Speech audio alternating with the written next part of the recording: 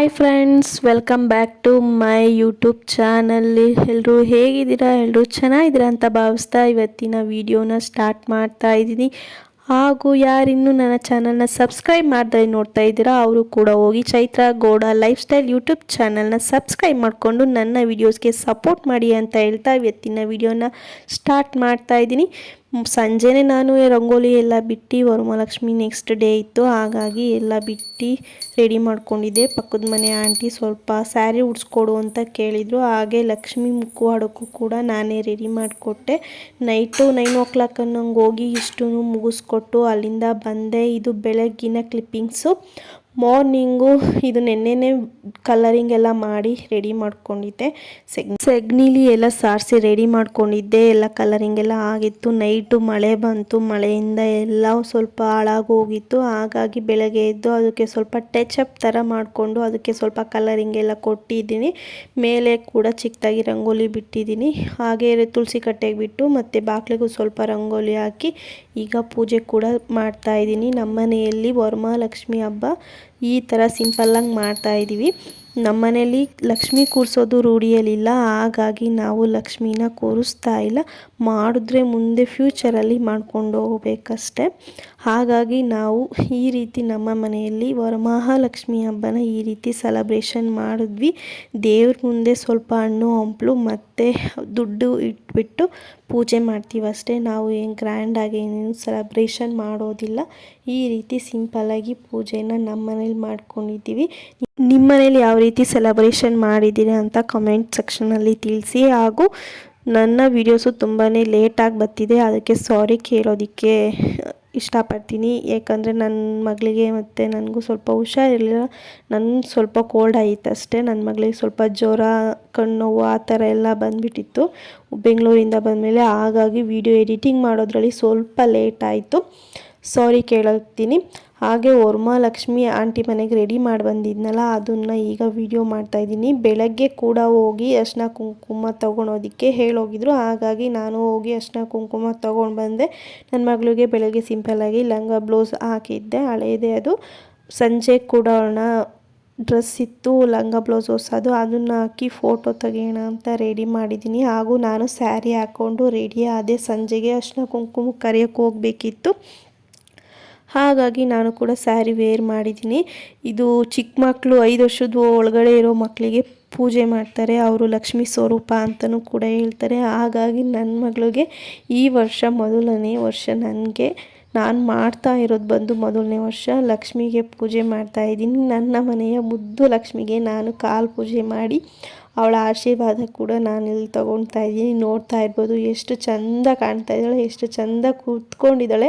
ಅದು ಈಸ್ಕೊಳೋದು ನೋಡಿ, ಹೂವು ಕೊಟ್ಟರೆ ಕಣ್ಗೊತ್ಕೊಳೋದಾಗಿರ್ಬೋದು, ಎಲ್ಲ ಎಷ್ಟು ಮುದ್ದಾಗಿ ಮಾಡ್ತಿದ್ಲು ಅಂದರೆ ನನ್ನ ಮಗಳಿಗೆ ಎಷ್ಟು ಮೆಚ್ಯೂರಿಟಿ ಇದೆ ಅನ್ನೋಷ್ಟು ಖುಷಿ ಆಗ್ತಿತ್ತು ನನಗೆ. ಅವಳು ನೋಡೋದಕ್ಕೆ ಒಂದು ಸಂಭ್ರಮ. ಅವಳಿಗೆ ಮೇಕಪ್ಪು, ಹೇರ್ ಸ್ಟೈಲು, ಈ ಥರ ಲಾಂಗ್ ಡ್ರೆಸ್ಸಸ್ಸು ಇವೆಲ್ಲ ಹಾಕ್ಕೊಳೋದಕ್ಕೆ ತುಂಬಾ ಇಷ್ಟಪಡ್ತಾಳೆ. ಇರಿಟೇಷನ್ನು ಆ ಥರ ಏನೂ ಮಾಡೋದಿಲ್ಲ. ಅವಳು ಇಷ್ಟಪಟ್ಟು ಹಾಕ್ಕೊತಾಳೆ.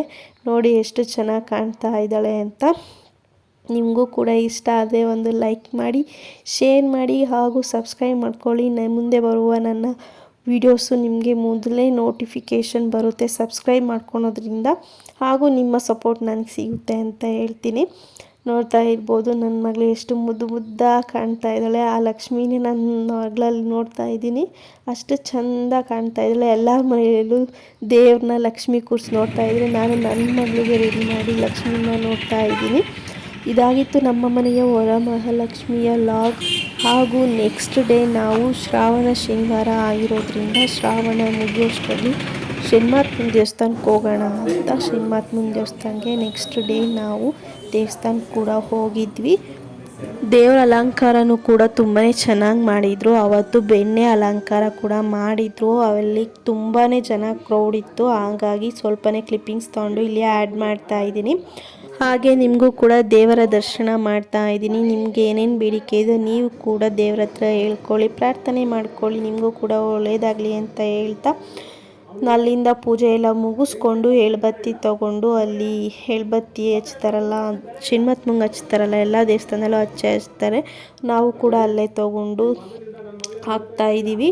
ಎಳ್ಬತ್ತಿ ಶಣ್ಮಹಾತ್ಮಂಗೆ ಹಾಕೋದ್ರಿಂದ ನಮ್ಮ ಕಷ್ಟ ಪರಿಹಾರ ಆಗುತ್ತೆ ಅನ್ನೋದು ರೂಢಿಯಲ್ಲಿದೆ. ಹಾಗಾಗಿ ನಾವು ಕೂಡ ಎಳ್ಬತ್ತಿನ ಹಚ್ಬಿಟ್ಟು ಅಲ್ಲಿಂದ ನಾವು ನರಸಿಂಹಸ್ವಾಮಿ ದೇವಸ್ಥಾನದ ಹತ್ರ ಬಂದ್ವಿ. ಆವತ್ತು ಪೌರ್ಣಮಿ ಆಗಿರೋದ್ರಿಂದ ಸತ್ಯನಾರಾಯಣ ಪೂಜೆ ಕೂಡ ಮಾಡ್ತಾಯಿದ್ರು. ಹಾಗಾಗಿ ಇಲ್ಲೂ ಕೂಡ ಪೂಜೆ ಮಾಡಿಸೋಣ ಅಂತ ಇಲ್ಲಿಯೂ ಕೂಡ ಬಂದಿದ್ದೀವಿ.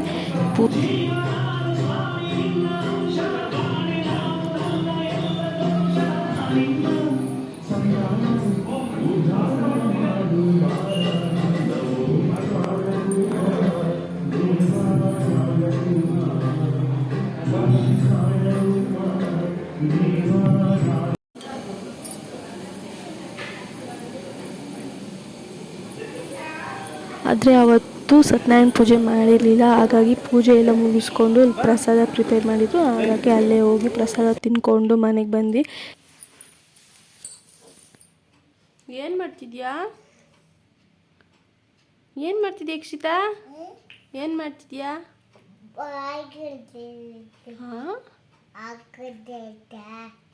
ಟಾನಿಕ್ ಕುಡಿಸ್ತಿದ್ಯಾ?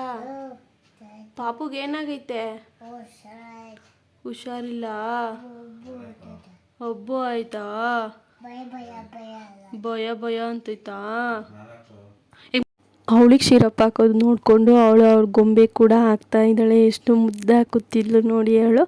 ಹಾಗೆ ಕೃಷ್ಣ ಜನ್ಮಾಷ್ಟಮಿ ಕೂಡ ಇದರಲ್ಲೇ ಆ್ಯಡ್ ಮಾಡಿರ್ತೀನಿ. ಅವತ್ತು ನಾನು ಕೃಷ್ಣ ಜನ್ಮಾಷ್ಟಮಿ ಅನ್ನೋದೇ ಮರ್ತು ಹೋಗ್ಬಿಟ್ಟಿದ್ದೀನಿ.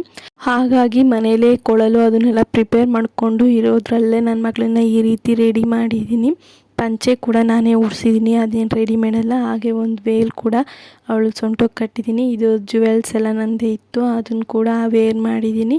ನಾಮ ಕೂಡ ಇಟ್ಟಿದ್ದೀನಿ. ಇಷ್ಟೇ ಸಿಂಪಲ್ ಕೃಷ್ಣ ಜನ್ಮಾಷ್ಟಮಿ. ರೆಡಿ ಆಗೋದ್ಲು ನನ್ನ ಮಗಳು. ಹೇಗೆ ಕಾಣ್ತಾ ಇದ್ದಾಳೆ ಅಂತ ಕಮೆಂಟ್ ಮಾಡಿ. ಹಾಗೂ ಈ ವಿಡಿಯೋ ಇಷ್ಟ ಆಗಿದ್ದಲ್ಲಿ ಪ್ಲೀಸ್ ಲೈಕ್ ಮಾಡಿ, ಶೇರ್ ಮಾಡಿ, ಕಮೆಂಟ್ ಮಾಡಿ ಹಾಗೂ ಸಬ್ಸ್ಕ್ರೈಬ್ ಮಾಡಿಕೊಂಡು ನನ್ನ YouTube channel Chaitra Gowda life style ಚಾನಲ್ಗೆ ಸಪೋರ್ಟ್ ಮಾಡಿ ಅಂತ ಹೇಳ್ತಾ ಇವತ್ತಿನ ವಿಡಿಯೋನ ಇಲ್ಲಿಗೆ ಮುಗಿಸ್ತಾ ಇದ್ದೀನಿ. Thank you for watching. ಸಿಗುವ ನೆಕ್ಸ್ಟ್ ವಿಡಿಯೋದಲ್ಲಿ. ಅಲ್ಲಿವರೆಗೂ ಬಾಯ್.